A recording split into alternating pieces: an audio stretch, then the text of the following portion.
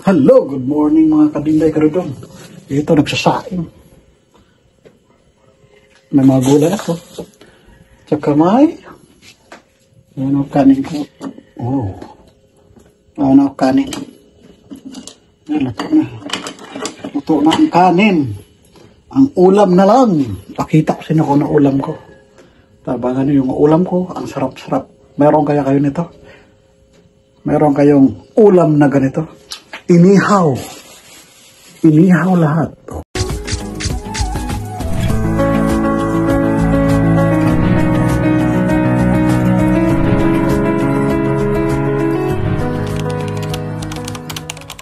Dito na. Nag-ihaw ako ng isda. Oh. Saka talong. Yun ang ulam namin. O, diba? Sarap-sarap niyan. Yan. Mabalik rin na. Sarap-sarap ng ulam. Ito talaga pinaka-healthy na sa ulam. Huwag tayo lagi karne. Hindi healthy ang karne sa katawan. Yung ulam, talong. Gawin ko itong, yung partner namin ng isda. Yan. Sarap ng isda. Kaya yun ang ulam nyo. Ito kasi pa iba yung ulam kasi nakasawa. Paksiw. Ginisang gulay. Araw-araw may gulay. Simula Lunes hanggang ngayon. Kailangan isang linggo iba-ibang gulay. Yan o, diba? Inihaw na isda. Kahapon, ginisa na ampalaya with egg na maraming kamatis at saka marami kong marikado sila kay para masarap kainin. Ito nakarang araw naman, ginisang takangkong. Nakarang araw din, ginisang tawag doon, string beans. Bukas, pag Friday, munggo tayo. Sahugan natin. Ito naman, siguro gawin ko dito salad, itong talong na to. Mayroon naman ako kamatis, sibuyas. Yun, gawin ko itong salad. Matagal ko na ito din nakain salad. Salad na talong. Ayan, hindi talaga araw-araw pa iba-iba. Yan. Pwede tayo magsawa. Itong isda na kasya na, 3 lang kayo kumakain. Hindi naman masama na isda-isda lang muna. Dito lang ako nag-ihaw sa kusina namin, sa dirty kitchen. Nahirap naman kasi mag-ihaw doon sa labas. Maraming tao dumadaan. Tsaka minsan dirty. Oh, yan. Dito kasi walang dumadaan. Tsaka doon anuhan ng mga motor. Ito naman open siya dito. Singaw lang. Singaw lang siya. Yan. Hindi siya mag-usok-usok. Bukas, mag-ano tayo ng pork chop, ihaw. Partner sa Friday pala bukas. Sa Friday na ako. Pork chop at saka mayroong munggo. Sarap yung pares. Pork chop at munggo. Diba? Sarap-sarap niyan. Paypayan lang natin yan. O, diba? Ang talong malapit yan. Sarap talaga ng talong. In fairness, kumpletuhin mo lang rekado sa talong, ay, ang sarap na yan. Kahit talong ng ulam, ayos na ako. May kamatis, sibuyas. Lalo na may gataan pa. Yun ang salad. Pero salad na, suka lang yan. Sibuyas, kamatis, ayos na ako. Dagdagan ko konting ginger kasi gusto ko yung ginger kasi pag kinakain mo, may ibang lasa. Diba? Nakakatulog ng laway. O, ano kayo? Ano yung ulam na kadalasan? Pagtanghali, pabalik-balik ba? Yung anak ko hindi. Pwede balik-balik, sabihan pa ko, ano ulam? Yun na naman! Yun na naman! Diyos ko, arte-arte ng anak ko minsan. Ayaw balik-balik. Kaya yun, magtitaga ka na. Magawa na iba't ibang ulam. Tapos ako maghugas mga plato. Sa saing. Dahil pala trabaho sa bahay. Kahirap ang mumuhay sa bahay. Talagang swak na swak. Swak ang pagod. Gaya ko magtrabaho ka lang. So, PC na, diretso ka lang trabaho. Diretso ka lang ng bahay. Uy, wala ka nang ganagawin. May tagaluto na kami, may tagalinis, may tagalaba. Diretso ka lang sa kwarto tapos kumain. Ayan. Kanya-kanya hugas plato. Dito, Diyos ko. Ayoko. Ang hindi ko lang ginagawa, maglaba. Tamad ako maglaba, Diyos ko. Kaya mag-washing lang. Kung marami lang ang pera, bili talaga ng automatic washing. Kasi mabigat din maglaba. O, di ba? Ayan. O, kaya balikan natin. Since may paninda na tayo, hindi na tayo bibili ng rekado. Bibili na lang tayo dito ng isang sibuyas at 2 kamatis para sa sausawan. Hinok na po natin para di tayo mabulukan. Tayo na lang didiskarte na hinok ko rin pa di mabulukan.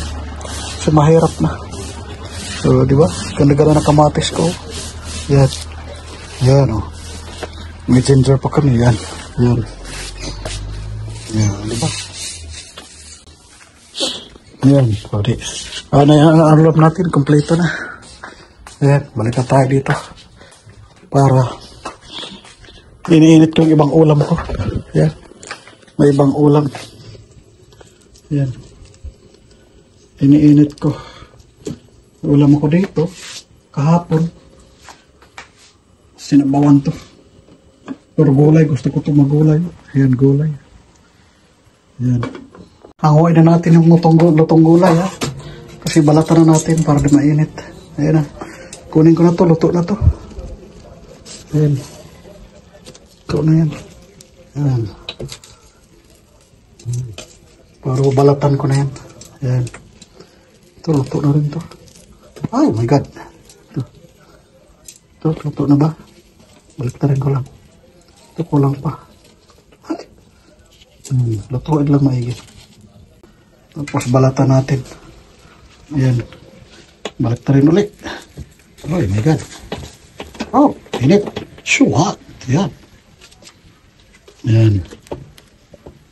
O, diba? Yan. Tayo natin maluto lahat. Saka natin balatan yung talong. Ayan o. Talong. Laki ng talong mo, diba? Ayan. Ngayon, kunin na natin inihaw. Yan na. Luto na inihaw. Wow! Sarap-sarap. Ayan na inihaw. Kunin na natin. Taran. Sarap-sarap na yan. Wow. Ayan na. Ready to eat. Wow. Sarap. Ayan. Wow. Ayan. Ready to eat. Ayan na siya. Ayan na siya.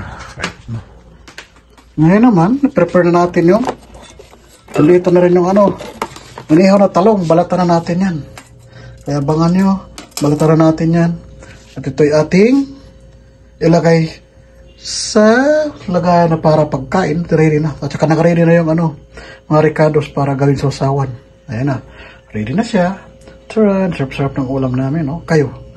Nagustuhan nyo ba? Partner inihaw with talong and with matching yan, kamatis at saka sibuyas.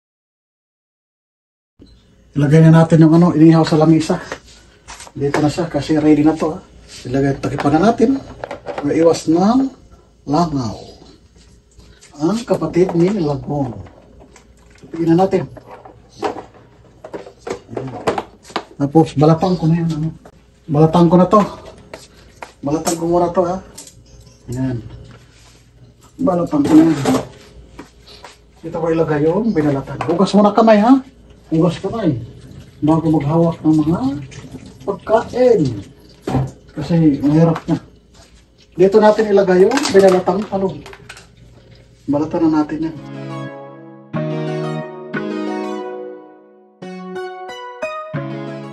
Bango ng talong basta inihaw sa uling.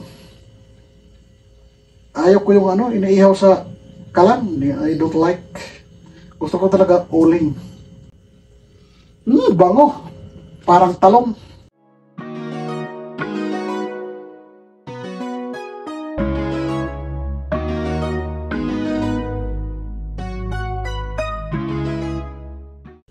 Yung mga balat, huwag itapon kasi pataba yan sa tanim. Lalo na yung kamuti na tinatanim doon. Buhay na pagkita ko sa inyo mamaya. Tsaka yung sili ko na ililipat ang taba. Bawat mga west, huwag na itapon kasi ito'y pataba sa lupa. Mga tanim natin. Ngayon, balik na tayo sa pagayat. Balik na natin pagayat. Hugas kamay ulit. Hugas kamay. Tapos, takipan na natin to. So, yan na yung ulam natin. Ayan. Tapos, same process ha.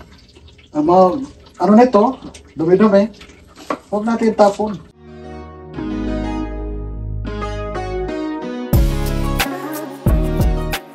Diba? Unique yung lagayan ko. O, di ba? Social.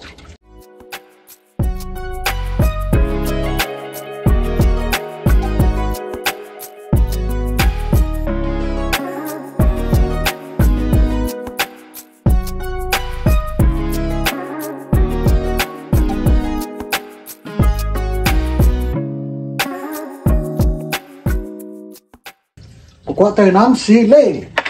Mga sili ha. Hugas mga kamay. Ayan. Kuha tayo sili. Pakita ko sa inyo saan ang sili. Yan na, kuha tayo ng sili. Wow, may hinog na sili. Ito na. Pang parish natin. Oh. Yan ang hinog na sili. Ito mga birdie. Yan. Birdie. Yan. Ayan o, dami o. Yan, birdie. Yan. Kuha natin yung hinog. Ayan. Harvest time na. Yan. Mata isa. Yan, no?